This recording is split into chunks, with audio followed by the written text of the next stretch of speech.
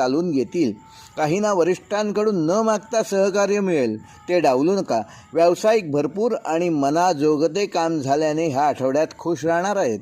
भागीदारीत व्यवसाय सुरू करण्यासाठी हा कालावधी उत्तम आहे.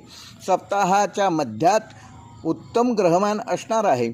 मनासारखी आवक वाढणार आहे. मित्रांच्या भेटी मनाला आनंद व उल्हास देतील. सप्ताहामध्यानंतर खरेदीसाठी अनुकूल ग्रहमान आहे, मात्र खर्चही वाढणार आहेत. योग्य नियोजन करा.